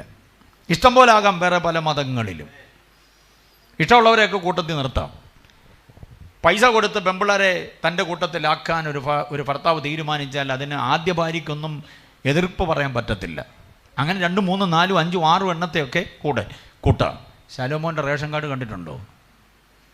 ഒരടുക്ക് റേഷൻ കാർഡാണ്. കാരണം 1000 എണ്ണത്തിൻ്റെ പേരെഴുതണം ആ റേഷൻ കാർഡിനകത്ത്. ഏറ്റവും മുകളിൽ ആദ്യത്തേതിനകത്ത് മാത്രം പുള്ളിയുടെ പേര്, ബാക്കിയെല്ലാം എന്തിൻ്റെയാണ്? ഭാര്യമാരുടെ പേര്. ദാവീദിൻ്റെ റേഷൻ കാർഡും വലിയ ചെറുതല്ല, മനസ്സിലായില്ലേ? അത് ഇച്ചിരി വലിപ്പമുള്ളത്. ഇങ്ങനെ വമ്പൻ താരങ്ങളുണ്ട്. പക്ഷേ പുതിയ നിയമത്തിൽ പൗലോസ് പറയുന്നു, ഒരുത്തന് ഒരുത്തി, ഒരുത്തിക്ക് ഒരുത്തൻ. ഇതിനകത്ത് നമ്മൾ പുരുഷലോകം മാത്രം അറിയാനൊരു കാര്യം ഞാൻ പറയാം, നിങ്ങൾ കേൾക്കല്ലേ, ഇവർ കേട്ട കുഴപ്പമുണ്ടാകും. പൗലോസ് പറയുന്ന ആ ഭാഷാപ്രയോഗം കേട്ടോ പാസ്റ്റേ, ഒരുത്തൻ ഒരുത്തി. അതിലെ ഒരുത്തൻ എന്ന് പറയുന്ന പുരുഷനെയാണല്ലോ. ആ ഒരുത്തൻ എന്ന് പറയുന്നതിനകത്ത് അവസാനിപ്പിക്കുന്ന തേൻ കേട്ടോ, ഒരുത്തൻ. സ്ത്രീ അവസാനിപ്പിക്കുന്ന ഒരു തീയാന്നാ, സൂക്ഷിച്ചോണം. ഇത് ഒരു തീ, മൊത്തത്തിൽ തീയാ, പടർന്ന് കത്തും, ആളിക്കത്തും. പൗലോസ് പറയും, എന്നെ തുറിച്ച് നോക്കാതെ പൗലോസ് പറയുന്ന കാര്യമാണ്. പുരുഷനെക്കുറിച്ച് പറയുമ്പോൾ എന്താ പറയുക, വേണ്ട പിണങ്ങി ഫ്രണ്ടിൽ ഇരുന്ന് ഒരുത്തൻ എന്ന് പറയും, ഒരുത്തൻ. ഓക്കെ, സ്ത്രീയെക്കുറിച്ച് എന്താ പറയുന്നത്? ഒരുത്തി എന്നാ പറയുന്നത്. ഓക്കെ, അപ്പം ഇത് വിശ്വസ്തതയുടെ ഏറ്റവും വലിയ പാഠമാണ്. വിശ്വസ്തതയുടെ ഏറ്റവും വലിയ പാഠമാണ്. പരസ്പര വിശ്വസ്തത പുലർത്താൻ കഴിയണം. വാട്സപ്പ് ലോക്ക് ഇട്ടോ കുഴപ്പമൊന്നുമില്ല. ഈ ഗൂഗിൾ പേ അത് ഇതൊക്കെ ഉള്ളതല്ലേ, ലോക്ക് ഇട്ടോ കുഴപ്പമില്ല. പക്ഷേ നിങ്ങളുടെ ലോക്ക് നമ്പർ ഭാര്യയ്ക്ക് അനായാസമായി കൈകാര്യം ചെയ്യാൻ പറ്റും. ഭാര്യ ലോക്ക് നമ്പർ ഇട്ടോ കുഴപ്പമില്ല, ഭർത്താവിന് അറിയണം അത്. ഭർത്താവിൻ്റെ ഫോൺ എടുത്ത് വെച്ച് ഭാര്യ M വരച്ചു, O വരച്ചു, K വരച്ചു, L വരച്ചു, തുറക്കുന്നില്ല സംഭവം. അതെന്നെ ദാമ്പത്യം എന്നൊന്ന് ആലോചിച്ച് നോക്കി. പാസ്റ്റർ വിശ്വാസിയാണ്, പറഞ്ഞിട്ട് കാര്യമില്ല. ഈ ലോക്ക് കൊണ്ട് ഫോൺ മാറ്റി വയ്ക്കുന്നുണ്ടെങ്കിൽ ആ ദാമ്പത്യ ജീവിതത്തിനകത്ത് വിള്ളലുണ്ടെന്നുള്ളതാണ്. യെസ്, ഒരു കിടക്കയിൽ, ഒരു കട്ടിലിൽ, ഒരു മുറിയിൽ, ചിലയിടത്ത് ഒരു തലേണയിലാണ് കിടക്ക്, ഒരു തലേണയില്ല തല വയ്ക്കുക. അപ്പോൾ ഭാര്യയ്ക്ക് തലേണ വേണ്ട. ശൂലേമി പറയുന്ന, അവൻ്റെ ഇടങ്കൈ എൻ്റെ തലയുടെ കീഴിൽ, അവൻ്റെ വലങ്കൈ എന്നെ ചേർത്ത്. അതാണ് ഉത്തമ ദാമ്പത്യത്തിൻ്റെ ഒരു ബെഡ്റൂം സ്റ്റൈൽ എന്ന് പറയുന്നത്. പുരുഷൻ ഇടതുകരം നീട്ടുന്നു, അവൻ്റെ ഭാര്യ അവൻ്റെ ഇടത് കയ്യിൽ തലവെച്ചുറങ്ങുന്നു, അവൻ്റെ വലതുകരം പുതപ്പ് പോലെ അവളെ ആശ്ലേഷിക്കുന്നു. അതാണ് അനുഗ്രഹീതമായി ഉത്തമഗീതത്തിൻ്റെ ബെഡ്റൂം സിസ്റ്റം. മാസ്റ്റർ ബെഡ്റൂമിൽ അതാണ് ദാമ്പത്യ ജീവിതത്തിൻ്റെ. ഇത് ചിലയിടത്ത് അങ്ങനൊന്നുമല്ല. ഫാമിലി കോട്ട്, അങ്ങേയറ്റത്ത് അച്ചായൻ, ഇങ്ങേയറ്റത്ത് അമ്മാമി, നടുക്കഞ്ചാറ് തലയണേ. എന്തോ ഇല്ലാഞ്ഞിട്ടാ, പരസ്പരം എന്തോ ഇല്ല, രമ്യതയില്ലാഞ്ഞിട്ട്, ഐക്യതയും സഹകരണവും ഇല്ലാഞ്ഞിട്ട് അങ്ങനെ സംഭവിക്കുക. അപ്പോൾ അങ്ങനെയുള്ളവരുടെ മൊബൈൽ ഫോണിനകത്ത് ലോക്ക് നമ്പറുണ്ട്, ഭാര്യ അറിയാത്ത, ഭർത്താവ് അറിയാത്ത. ഭർത്താവ് കുളിച്ചുകൊണ്ട് നിന്നപ്പോൾ മോള് മമ്മിയോട് എന്ന് പറഞ്ഞു, പപ്പ കുളിച്ചിട്ട് ഇറങ്ങുന്നില്ല മമ്മി. പപ്പ കുളിക്കാൻ കയറിയോ? അയ്യോ, പപ്പ കുളിക്കാൻ കയറുന്നത് ഞാൻ ഇങ്ങനെ നോക്കി നിൽക്കുകയായിരുന്നു. അതെന്താ മമ്മി? അതിപ്പോൾ കാണിച്ചു തരാമെന്ന് പറഞ്ഞിട്ട് പുള്ളിയുടെ ഫോണും എടുത്തുകൊണ്ട് പുള്ളിക്കാർ ഒരൊറ്റ ഓട്ടം ഫെയ്ത്ത് ഹോമിലോട്ട്. ഭർത്താവ് കൂളിയൊക്കെ കഴിഞ്ഞ് ഇറങ്ങി വന്നപ്പം മൂളിപ്പാട്ടുമൊക്കെ പാടി ഇറങ്ങി വന്നപ്പം മോള് പറഞ്ഞു, പപ്പ പണി കിട്ടിയെന്ന് തോന്നുന്നു. എന്തോന്നാടി? അത് പപ്പായുടെ മൊബൈൽ ഫോണും കൊണ്ട് മമ്മി ഫെയ്ത്ത് ഹോമിലോട്ട് പോയിട്ടുണ്ടെന്ന്. കൈലി പോലും മാറ്റി ഉടുക്കാതെ ഉടുത്ത ടർക്കിയോടെ പുള്ളി ഒറ്റ ഓട്ടം ഫെയ്ത്ത് ഹോമിലേക്ക്.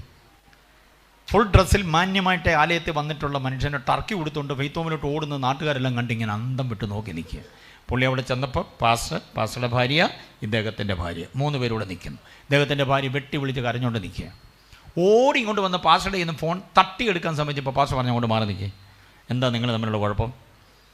പാസ്റ്റർ, അത് എൻ്റെ ഫോൺ. താങ്കളുടെ ഫോണാണെന്ന് എനിക്ക് മനസ്സിലായി. നിങ്ങളുടെ ഭാര്യയാണല്ലോ എന്നെ കൊണ്ട് തന്നെ, എൻ്റെ കയ്യിലുണ്ട് ഫോൺ. പറ, എന്താ കുഴപ്പം? എന്താ അത് പാസ്റ്റർ? എന്താ എനിക്കറിയത്തില്ല. പുള്ളിക്കാർ വെട്ടി വിളിച്ച് കരഞ്ഞിട്ട് പറഞ്ഞു, പാസ്റ്റർ ഇന്നലെ രാത്രി 1 മണി മുതൽ ഇങ്ങനെ ഇതിനകത്തായിരുന്നു. ആ നമ്പർ ഏതാണെന്ന് എനിക്കറിയണം. ഞാൻ നോക്കിയിട്ട നമ്പർ കിട്ടുന്നില്ല പാസ്റ്റർ, ഇത് തുറക്കുന്നില്ല, പുതിയ ലോക്ക. അപ്പോൾ പാസ്റ്റർ ചോദിച്ചു, എന്തുവാ ലോക്ക്? പറ, പേരാണോ സംഖ്യയാണോ എന്തോന്ന് പറയാൻ പറഞ്ഞിട്ട് പുള്ളി പറയത്തില്ല.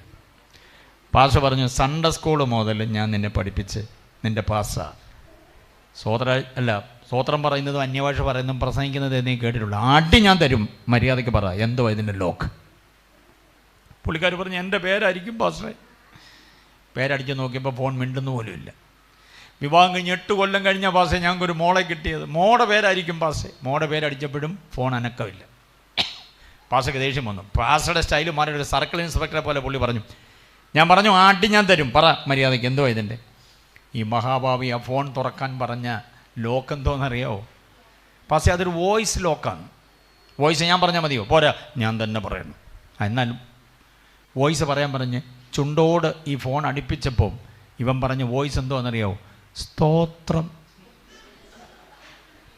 അവൻ സ്തോത്രം പറഞ്ഞാലേ അവൻ്റെ ഫോൺ തുറക്കത്തുള്ളൂ. എത്ര കാലം ഇങ്ങനെ കൊണ്ട് നടക്കുമെന്ന് പറ. ഈ ലോക്ക് സിസ്റ്റവുമായിട്ട് ഈ അവിഹിത ബന്ധങ്ങളും ഇടപാടുകളും WhatsApp, YouTube, Facebook, Twitter, Instagram അടക്കമുള്ള ഈ സംഗതികളുമായി എത്ര കാലം ഇങ്ങനെ കൊണ്ടു നടക്കും? സ്ത്രീകൾ സകലത്തിലും വിശ്വസ്തരാകണം. ഭർത്താവിനോട്, മക്കളോട്, മാതാപിതാക്കളോടൊക്കെ. സ്ത്രീ എന്ന് പറയുന്നൊരു വലിയ പുണ്യമാണ്. സ്ത്രീക്ക് സമാനം വയ്ക്കാൻ വേറെ ആരുമില്ല. സ്ത്രീക്ക് പകരം സ്ത്രീ മാത്രമേ ഉള്ളൂ. പുരുഷലോകം അറിയാൻ ഒരു കാര്യം കൊണ്ട് ഞാൻ തുറന്നു പറയാം ഈ സ്ത്രീകളെക്കുറിച്ച്. അപ്പോസ്തലന്മാരുടെ കൂട്ടത്തിൽ പൗലോസ് പറയാത്തൊരു കാര്യം പത്രോസ് പറയുന്നുണ്ട്, സ്ത്രീയെ ബഹുമാനിക്കണം. ഭാര്യ എന്തോ ചെയ്യണം? ബഹുമാനിക്കണം. വുമൻസ് ബോർഡിൻ്റെ യോഗമായതുകൊണ്ട് അവരെ താങ്ങി ഞാൻ പറയുകയാണെന്ന് ചിന്തിക്കരുത്. ഇത് വേദോത്സവത്തിൽ പറഞ്ഞ കാര്യമാണ് പറയുന്നത്. 1 പത്രോസ് 3:7 പറയുന്നത്, ഭർത്താവ് ഭാര്യ എന്തോ ചെയ്യണം? ബഹുമാനിക്കണം. ആ ബഹുമാനം കൊടുക്കാൻ കഴിയുന്നുണ്ടോ നമുക്ക്? അങ്ങനെയും കൂടി ചിന്തിക്കണം. അവരില്ലായിരുന്നെങ്കിൽ നമ്മുടെ അവസ്ഥ എന്തായേനെ? നമ്മുടെ കുഞ്ഞുങ്ങളുടെ പഠനം എന്തായേനെ? അവരുടെ ഭാവി എന്തായേനെ? നമ്മുടെ ശുശ്രൂഷ എന്തായേനെ? ഒരു വലിയ സഹായ ഘടകമല്ലേ? വിമർശനം ഉണ്ടാവും, പിന്നെ നമ്മളെ വഴക്ക് പറയുന്നുണ്ട്, വിമർശിക്കുന്നുണ്ട്, അതൊക്കെ ഉണ്ടാവും. പക്ഷേ അവർ നമ്മുടെ ഒരു വലിയ ഹെൽപ്പിംഗ് ഹാൻഡല്ലേ. അതുകൊണ്ട് അവരെ എന്തോ ചെയ്യണം? ബഹുമാനിക്കണം. അവരുടെ ഉദരത്തിൽ മാത്രം ഗർഭപാത്രം എന്ന് പറയുന്ന ഒരു അറ, അതിനകത്താണ് 9 മാസം 9 ദിവസം 9 നാഴിക 9 വിനാഴിക തലമുറയെ വഹിച്ചത്. ലോകത്തിലെത്ര നെഞ്ചുവിരിവുള്ള പുരുഷനായാലും, അത് ട്രംപാകട്ടെ, ഒബാമയാകട്ടെ, അങ്ങ് ജോർജ് ബുഷ് ആകട്ടെ, സദ്ദാം ആകട്ടെ, ബിൻ ലാദൻ ആകട്ടെ, ഇപ്പം നിലവിലുള്ള ആരുമായിക്കോട്ടെ, നമ്മുടെ മോദി സാറാകട്ടെ, 9 മാസം 9 ദിവസം 9 നാഴിക 9 വിനാഴിക ഒരു സ്ത്രീയുടെ ഗർഭപാത്രത്തിൽ കഴിഞ്ഞതാ. എന്നാ സുഖമായിരുന്നു ആ ഒരു കാലഘട്ടം. അത് കഴിഞ്ഞ് വലിയ നൊമ്പരം ആ അമ്മയ്ക്ക് കൊടുത്തിട്ട് പുറത്തു വന്ന ഉടനെ നമ്മളെ കോരിയെടുത്ത് ചേർത്ത് നിർത്തിയത് അവളുടെ നെഞ്ചകത്തോട്ടാണ്. ആ നെഞ്ചകം ചുരത്തിയതാണ് ആദ്യത്തെ നമ്മുടെ ഭക്ഷണം. മനസ്സിലായില്ലേ?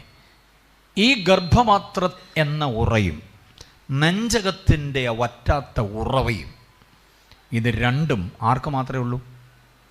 ആർക്ക് മാത്രമേ ഉള്ളൂ? സ്ത്രീക്ക് മാത്രമേ ഉള്ളൂ.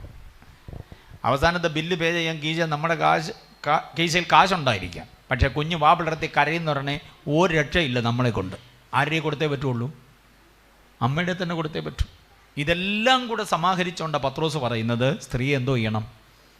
ബഹുമാനിച്ചേ പറ്റുള്ളൂ. സ്ത്രീ ബഹുമാനിക്കപ്പെടേണ്ടവളാണ്.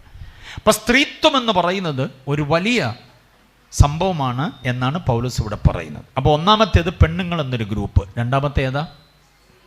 സ്ത്രീകൾ. 2 വാക്യങ്ങൾ തന്നു. ആ സ്ത്രീ അമ്മയാണ്, ആ സ്ത്രീ വല്യമ്മയാണ്, പെങ്ങളാണ്, ആൻറ്റിയാണ്, ഓപ്പോളാണ്, മൂത്ത പെങ്ങള്, കുഞ്ഞു പെങ്ങള്, എന്തെല്ലാം ഭാവമാണെന്നറിയാം അവർക്ക്. അതിനെല്ലാം നമുക്ക് ഉൾക്കൊണ്ടു പോകാൻ കഴിയണം. തട്ടിത്തെറിപ്പിച്ച് അവഗണിക്കേണ്ട ഒരാളല്ല എന്ന കാര്യം പൗലോസ് ഇവിടെ വ്യക്തമാക്കുന്നു. പക്ഷേ വുമൺസ് ബോർഡ് മൊത്തം ശ്രദ്ധിച്ചോണം, കുരുന്നു മുതൽ മുതിർന്നവർ വരെ ശ്രദ്ധിച്ചോണം. ഈ 2 വാക്യങ്ങളിൽ, ഏതാ 2 വാക്യങ്ങൾ?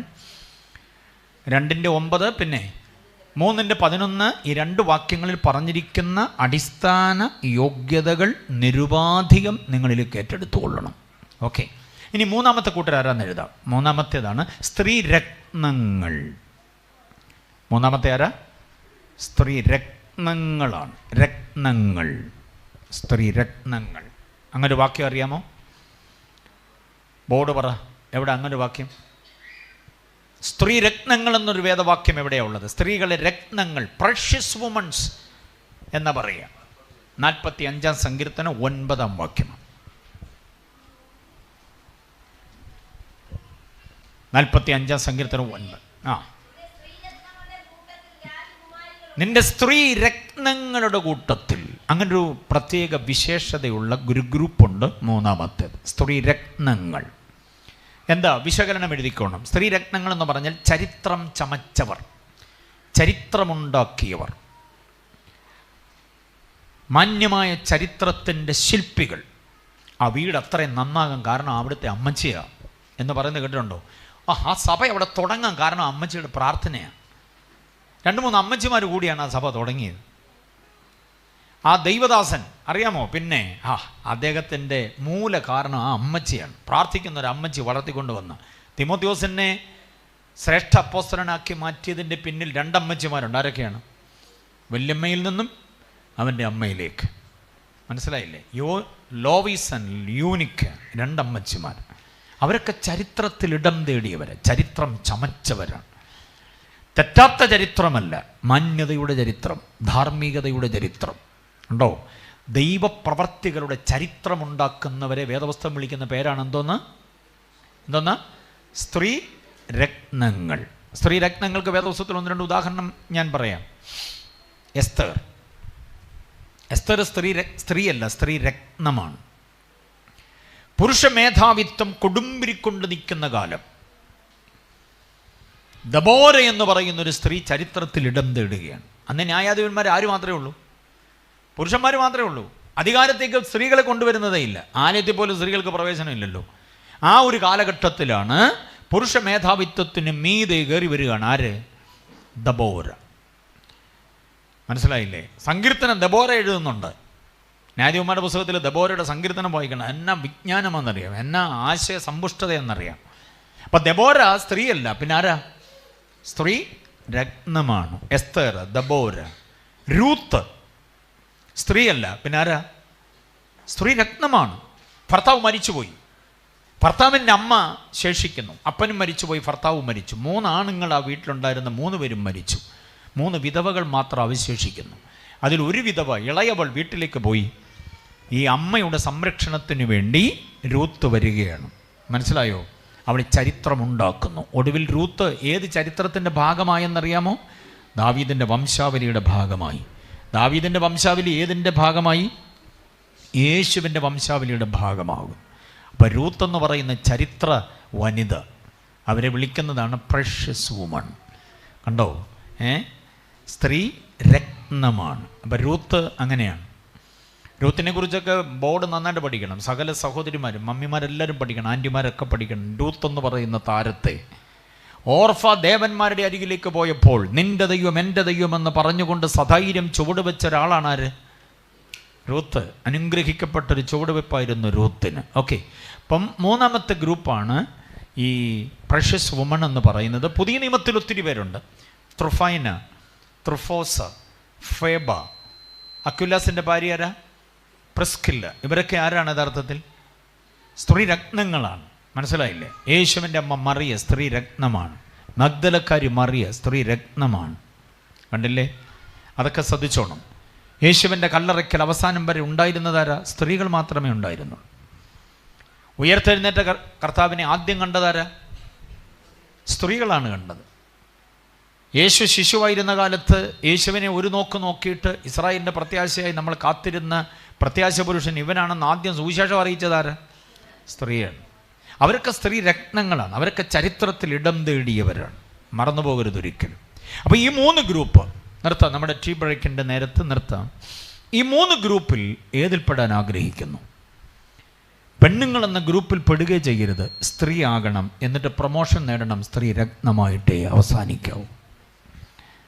അതിനുള്ള പാകത, അതിനുള്ള പക്വത, അതിനുള്ള പരിജ്ഞാനം, അതിനുള്ള വചനബോധം, അതിനുള്ള ദൈവാവബോധം പ്രാപിക്കണം ഓരോ സമയങ്ങളിലും. അതാണ് അതിൻ്റെ വസ്തുത. ഓക്കെ, അപ്പോൾ വുമൻസ് ബോർഡ് എന്ന പരിഗണനയിലാണ് ഈ വിചാരങ്ങളെ ഞാൻ നൽകിത്തന്നത്. സ്ത്രീ എന്ന് പറയുന്നത് ഏറ്റവും വലിയ പുണ്യമാണ്. നിങ്ങൾ അമ്മയാകുമ്പോൾ ആ പുണ്യത്തിന് മാറ്റു വർദ്ധിക്കുകയാണ്. നിങ്ങൾ ഭാര്യയാകുമ്പോൾ ആ പുണ്യം വേറൊരു തലത്തിലേക്ക് മാറുകയാണ്. കുടുംബമെന്ന് പറയുന്നത് വീടുണ്ടാക്കാനും വണ്ടി വാങ്ങിക്കാനും മറ്റിതര കാര്യങ്ങളൊക്കെ ചെയ്യാൻ പുരുഷൻ്റെ കരങ്ങൾക്ക് കരുത്തുണ്ട്. പക്ഷേ ആ വീടിനെ ഭവനമാക്കി മാറ്റുന്നത് ആരാന്നറിയാമോ? നിങ്ങളാണ്. ഭവനമെന്ന് പറയുമ്പോൾ ഭക്തി, ഭവ്യത അടക്കമുള്ള സകല സംഗതികളും കോർത്തിണക്കി പണം ലക്ഷം മുടക്കി നമുക്ക് വീട്ടിനകത്ത് ഇൻറ്റീരിയർ ഡെക്കറേഷൻ ഉണ്ടാക്കാൻ പറ്റും. പക്ഷേ അതിനകത്ത് ദൈവഭയം, ദൈവത്തോട് ഉള്ള ഭവ്യത, ഭക്തി ആദിയായതെല്ലാം ഓക്കെ ക്രമീകരിക്കാൻ നിങ്ങൾക്കേ പറ്റത്തുള്ളൂ. അതുകൊണ്ട് സ്ത്രീ എന്ന് പറയുന്ന, അമ്മ എന്ന് പറയുന്ന, ഭാര്യ എന്ന് പറയുന്ന, പെങ്ങളെന്ന് പറയുന്ന, മൂത്ത ഓപ്പോൾ എന്ന് പറയുന്ന ആ ഒരു തട്ടകം വലുതാണ്. അതിൻ്റെ ഉത്തരവാദിത്വ ബോധം വലുതാണ് എന്ന വിവരം അറിയാതെ പോകരുത്. ഞാനൊരു കവിത നിങ്ങൾക്ക് പരിചയപ്പെടുത്താം. അമ്മയെന്ന പുണ്യത്തെക്കുറിച്ചൊരു മഹാനായ ഒരു കവി എഴുതിയിട്ടുള്ളതാണ്. അദ്ദേഹത്തിൻ്റെ ഒത്തിരി കവിതകൾ ഞാൻ വായിച്ചിട്ടുണ്ട്. ഈ അടുത്ത കാലത്ത് അദ്ദേഹത്തിൻ്റെ ഒരു കവിതയുടെ പേര് കേട്ടപ്പോൾ എനിക്ക് അദ്ദേഹത്തോട് നീരസം തോന്നി, വല്ലാത്ത നീരസം തോന്നി. വായിക്കണ്ട, സമയം കളയണ്ടെന്ന് ഓർത്തു, മാറ്റിവെച്ചു. പിന്നെയും തോന്നി, അല്ല ഒന്ന് കേട്ടേക്കാം, ഒന്ന് വായിക്കാം. വായനാശീലമുള്ളത് കൊണ്ട് മാറ്റിവെച്ചതാണെങ്കിലും പിന്നെയും വായിക്കാനൊരു ഉൾപ്രേരണ തോന്നി. മാറ്റിവെക്കാനുള്ള കാരണം എന്താണെന്നറിയോ? ആ കവിതയുടെ പേരിങ്ങനെ, അമ്മ മരിച്ചു ആശ്വാസമായി. അമ്മ മരിച്ചപ്പം വായിക്കുന്നില്ലെന്ന് എനിക്ക് തോന്നി. പിന്നെ ഓർത്തു, അമ്മ മരിച്ചപ്പോൾ ഈ പുള്ളിക്ക് എന്നാ ഇത്ര വലിയ ആശ്വാസമായത്, എന്നാ ഒന്ന് വായിച്ചേക്കാന്ന് വിചാരിച്ചു. വീണ്ടും വായിച്ചപ്പോഴാണ്, പിന്നെ ഒന്നുകൂടെ അതിനെ എടുത്ത് വായിച്ചപ്പോഴാണ് അതിൻ്റെ ആന്തരിക സത്യം മനസ്സിലായത്. അമ്മ മരിച്ചതിൻ്റെ ഹൃദയവ്യഥ അദ്ദേഹം വാചകങ്ങളിലൂടെ നമ്മളെ തെரியപ്പെടുത്തുന്നൊരു ട്വിസ്റ്റാണത്. അതിൻ്റെ പേര് പോലല്ല സംഭവം. അഗാധമായ ദുഃഖത്തിൻ്റെ ഒരു പ്രളയം തന്നിലൂടെ ഒഴുകുകയാണ്. ആ വരികളിൽ അദ്ദേഹം ഇങ്ങനെ പറയുക, അമ്മ എന്ന പുണ്യത്തെക്കുറിച്ചുള്ള അദ്ദേഹത്തിൻ്റെ വർണ്ണന ഭയങ്കരമാണ്. ഞാൻ വരുമ്പോൾ മാത്രം ഉമ്മറത്തണയുന്നൊരു വിളക്കുണ്ടായിരുന്നു എന്ന് പറഞ്ഞാൽ, അദ്ദേഹം വരുന്നത് വരെ ഉമ്മറത്ത് ആ വിളക്ക് എന്ത് ചെയ്യത്തില്ല? അണയത്തില്ല. ഞാൻ വരുമ്പോൾ മാത്രമേ അത് അണയൂ. ആ വിളക്ക് ഇന്നലെ അണഞ്ഞു. അമ്മ മരിച്ചതിനെ കുറിച്ചാണ് പുള്ളി പറയുക. അപ്പോൾ അതിനകത്ത് ആശ്വാസമായെന്ന് പറയുന്നതിൻ്റെ കാരണം, ഇനി രാത്രി അല്പം വൈകിയായാലും എനിക്ക് എന്ത് ചെയ്യാം? വരാം. അല്ലെങ്കിൽ അമ്മ ഉറങ്ങിയിട്ടുണ്ടാകില്ല, അമ്മ വാതിക്കൽ തന്നെ ഇരിക്കുകയായിരിക്കും, പോയേ പറ്റുമെന്ന് പറഞ്ഞ് കൂട്ടുകാരോട് സലാം പറഞ്ഞിട്ട് പെട്ടെന്ന് വീട്ടിൽ വന്നേ പറ്റൂ, ഇനിയിപ്പോൾ എനിക്ക് അങ്ങനെ വരണ്ട. അതാണ് പുള്ളി ആശ്വാസം എന്ന് പറയുന്നതിൻ്റെ കാരണം. വേറൊരു കാര്യം പുള്ളി പറയുന്ന അടുത്ത വരി ഇങ്ങനെയാണ്, മഴ നനയാൻ എനിക്കിഷ്ടമാണ്, പക്ഷേ ഒരു തുള്ളി മഴത്തുള്ളി പോലും എൻ്റെ തലയിൽ വീഴാൻ അനുവദിക്കാതെ കുടയായി നിന്നൊരാൾ ഇന്നലെ വീട്ടിൽ നിന്ന് യാത്രയായി. മഴയത്ത് ഞാൻ ഇറങ്ങുമ്പോൾ കേറകത്ത് മഴ നനയുന്നോ, ആസത്തെ പനി പിടിക്കുമെന്ന് പറഞ്ഞ് എന്നെ തുരത്തുന്നൊരു ജീവി ഉണ്ടായിരുന്നു, ഇന്നലെ യാത്രയായി. അപ്പോൾ ഇനി എനിക്ക് എന്ത് ചെയ്യാം? കൂട്ടുകാരുമൊത്ത് അവിടെ ഇവിടെയൊക്കെ കറങ്ങി നടന്ന് വല്ലതുമൊക്കെ കഴിച്ച് വയറ് നിറഞ്ഞ് വീട്ടിൽ വന്നാൽ ഒന്ന് ഉറങ്ങിയാൽ മതി എനിക്ക്. പക്ഷെ എന്നെ അങ്ങനെ ഉറക്കാതെ അത്താഴപ്പട്ടിണി കിടക്കരുത് ഉണ്ണിയേ, എഴുന്നേറ്റ് കഴിക്കുക, ഞാനും കഴിച്ചില്ല, നീ വരാൻ വേണ്ടി ഇരിക്കുകയായിരുന്നോ, ബാ കഴിക്കാം എന്ന് പറഞ്ഞ് എന്നെ നിർബന്ധിക്കുന്ന ഒരാൾ ഇന്നലെ യാത്രയായി. അങ്ങനെ കുറേ വരികളുണ്ട്. യൂട്യൂബിൽ നിങ്ങൾക്ക് കിട്ടും ആ കവിത. അമ്മ മരിച്ചു ആശ്വാസമായി എന്ന് അടിച്ചു കൊടുത്താൽ, അതല്ലെങ്കിൽ കൽപ്പറ്റ നാരായണൻ എന്നടിച്ചു കൊടുത്താൽ ആ കവിത നിങ്ങൾക്ക് കിട്ടും. അപ്പം അമ്മ എന്ന പുണ്യം ഇത്രത്തോളം ഗംഭീരമാണ് എന്നറിയണം. കാലം പുരോഗമിച്ചപ്പം ഈ പുണ്യമായ അമ്മയുടെ മരണം ഇന്നത്തെ തലമുറ അറിയുന്നത് ഓൾഡ് ഏജ് ഹോമുകാർ വിളിച്ചു പറയുമ്പോഴാണ്. അമ്മയെ വീട്ടിലെന്തോ ചെയ്യുന്നില്ല, പുലർത്തുന്നില്ല. എവിടെ കൊണ്ടുവിട്ടേക്കുക? ഓൾഡ് ഏജ് ഹോമിൽ. അവർ ഫോൺ ചെയ്യും, നിങ്ങളിവിടെ കൊണ്ടുവന്ന് ആക്കിയ ആ പ്രായമുള്ള അമ്മ മരിച്ചു കേട്ടോ, ഇന്നലെ ആയിരുന്നു, അല്ലെ ഇന്ന് വെളുപ്പിനെയായിരുന്നു, എന്തോ വേണം, ബോഡി നിങ്ങൾ വന്ന് കൊണ്ടുപോകുമോ അതോ ഞങ്ങൾ അടക്കണം? അങ്ങനെ ഓൾഡ് ഏജ് ഹോമുകാർ വിളിച്ചു പറയുമ്പോൾ മാത്രം അപ്പൻ്റെ അമ്മയുടെയും മരണവിവരം അറിയുന്ന ഒരു ഗതികേടിൻ്റെ തലമുറയിലാണ് നമ്മൾ ജീവിക്കുക. ഓൾഡ് ഏജ് ഹോമിൽ നിന്ന് അമ്മയെ പൊതിഞ്ഞ് കെട്ടി വീട്ടുമുറ്റത്ത് കൊണ്ട് വെച്ചിട്ട് പന്തലുമിട്ട് ഫ്യൂണറൽ സർവീസ് നടത്തുമ്പം മോനും മരുമോളും, മോളും മരുമോനും എല്ലാം കൂടെ ഒരുമിച്ച് നിന്ന് സ്പ്രേ അടിക്കുന്നു, പിന്നെ പൗഡർ ഇടുന്നു, എന്തെല്ലാം ബഹളങ്ങളാണെന്നറിയാം. നിരർത്ഥകമാണതെല്ലാം. അമ്മയെന്ന പുണ്യത്തെ നെഞ്ചിൽ താങ്ങണം. അവർ നമ്മളെ വഹിച്ചതുകൊണ്ട് ഒടുവിൽ നമ്മൾ അവരെ എന്ത് ചെയ്യണം? വഹിക്കണം. കണ്ടില്ലേ? അവർ നമുക്ക് വേണ്ടി വിയർത്തത് കൊണ്ട് നാം അവർക്ക് വേണ്ടി വിയർക്കണം. ഇതൊക്കെയാണ് ചെയ്യേണ്ടത്. ഓക്കെ, അപ്പോൾ ഇവിടെ സ്ത്രീകൾ എന്ന് പറയുന്ന ഒരു തത്വം, സ്ത്രീ രത്നങ്ങളായി പരിണമിക്കണം ആത്മീക തലത്തിലും.